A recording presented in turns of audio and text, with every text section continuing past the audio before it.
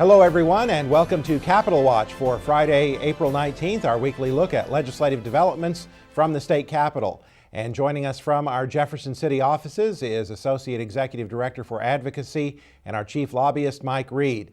And Mike, we did see some action on the House side regarding this major tax cut bill that we've been following that would be so harmful to the state budget. What happened on that? That's right. The Senate Bill 26 came out of committee this week. It had a number of changes put on the bill. Those changes include putting on another tax for roads and changes in the building a new hospital at the Fulton State Hospital. They did not make this bill any better. They tried to put some other situations in it where if certain expectations were not met, then there would not be increases in tax reduction. But it still is a bad piece of legislation. I anticipate that it will be debated in the House this next week and then go back to the Senate. They didn't make it any better, as I said, and it still needs to be defeated. We need to make sure that your representatives know that this is not good for public education. There will still be a hole in the general revenue of the state of Missouri, and it's just not a good piece of legislation and needs to be defeated. And Mike, as you said, since it now is different from the version the Senate passed, if it is passed by the House, it would go back to the Senate for consideration. Is that right? That is correct. Bills that are different then have to go back to the House of origin. So this one started in the Senate. It'll have to go back to the Senate. There's only 4 weeks left, so the time is beginning to be a little of a time crunch. So there's also that question of, can they finish this? This is a major piece of legislation. This is a major change in the way that the state of Missouri funds the state operation. So stay tuned, because it's going to be a lot of fun. Mm-hmm. Another tax-related bill, Mike, saw some action in the House. This relates to tax credit reform, an issue that we've been very concerned about during the session. But this bill that was passed by the House really doesn't make much progress on that, does it? No, it doesn't make a lot of progress on tax credit reform. It was kind of a swipe at it, but much more needs to be done. And the question on where does that bill go in the Senate is also very problematic. But at least there was the discussion of tax credit reform, and that is something that needs to be done because our tax credits are such a large part of the money that comes in right at the top. We have potential of $700 million worth of tax credits right off the top of our state budget. Another issue we've been very concerned about, Mike, relates to the Sunshine Law and the extension of those provisions that kept our school safety and security records as closed records. What happened on that this week? Well, we were the Senate Judiciary Committee passed that bill out. It was House Bill 256, and it was passed out of the Senate Judiciary. It will be debated in the Senate in the next couple of weeks. That's very good. This is the bill that Caleb Jones sponsored and fixes the problem. There's not a lot of extra things put on this piece of legislation. We had hoped to get this passed before spring break. We're very pleased that it is out there now, and we appreciate the work of the Senate Judiciary Committee to get it out there so we can finally put this problem to bed. And Mike, we saw a bill related to teacher tenure and evaluations defeated by the House, but now some of those provisions have been resurrected on another bill. Tell us about that. Yes, the House Education Committee put the evaluation piece of that bill, the tenure and evaluation piece, back onto Senate Bill 125, which is a bill that deals with tenure and tenure reform in the St. Louis City Public Schools. They also put in part of Senate Bill 7, which is Senator Pierce's bill dealing with the unaccredited school districts.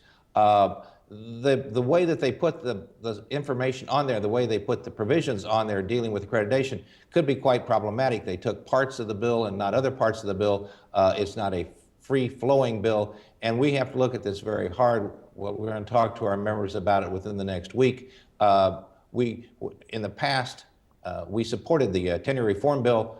We may not be supporting this bill, probably not the way it's written right now, just because the language is so problematic and will put boards into a very tough situation. And it's just not as well thought out as it should be. And Mike, that's a good example of what happens during the final weeks of a legislative session whenever we get amendments added to other bills, and those bills can change very rapidly, can't they? Oh, that's right. We can start out in the morning, be supporting a bill, hate it by the afternoon, and get it changed back to the way we want it by midnight. So when we send out pieces of information, please don't think we're just going crazy. It is because we're trying to reflect what is happening right now, and this is a very, very fluid work situation. So things are going at a very rapid pace right now. Another bill that the House dealt with this week, Mike, had to do with guns, and it included some provisions related to schools and the establishment of what are called school protection officers. Tell us about that one. Yes, it appears that the school protection officers are school employees who have had extra training, and the information that I saw was that they have some sort of police officers training, not the full 1,600 hours, but a large portion of that police officers training, where then they would be allowed to carry guns in school. They are not police officers, yet they are trained in the handling of weapons.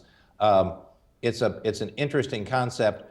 I think it needs to be fleshed out a lot more, and it will be interesting to see what happens as this bill goes on. Again, this is only allowing school districts to do it. It's not a mandate. So school districts can operate the way that they want to on this situation. All right, Mike, and of course we're heading into the final weeks of the session. What can we expect coming up next week? Well, next week, the Senate's going to take up the budget. They have to take up the budget and get it back to committee. So the first part of the week, the Senate will be walking through the budget, and they will have it finished. The head of the Senate, the Majority Floor Leader, told me that they're going to have it finished up on Monday night. That'll be interesting to see. His comment was, we're going to stay till it's finished. So Monday maybe move into early Tuesday morning before that's done. Then it will go back to a committee, a conference committee, to be worked on. The budget has to be finished on the Friday before the end of session. So we have 3 weeks for the budget to be finished. That's the most important thing. It looks like now, after that, then the House will start to take up Senate bills, and the Senate will start to take up House bills. Presently, they have only been working on their own legislation. So those should be going. We will look closely about what is going to happen with Senate Bill 125 as it's debated in the House. We will look on all the other pieces of legislation that are going on. There's 4 weeks left, and we need our members to keep in contact. I want to compliment our membership because we sent out an e-blast this past week on House Bill 470.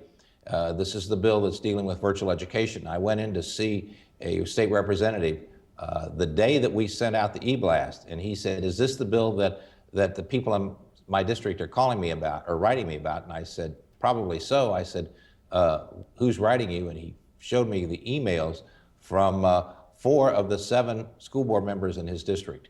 That shows that he paid attention. It shows that our members are doing what they should, and it was really gratifying to me because it lets me know that people are behind us and supporting us because we're trying to do what's best for kids, and you all are representing what's best for kids, and that's what this is all about. All right, Mike Reed, thanks very much for being with us. And of course, we will be keeping our members up to date on legislation as we approach the adjournment of the session next month through the Legislative Voice newsletter that you receive through your email every Friday, our daily updates on our website, and of course, through this program. Thanks for joining us on this edition of Capitol Watch, and we hope you join us again next week for another edition of MSBA's Capitol Watch.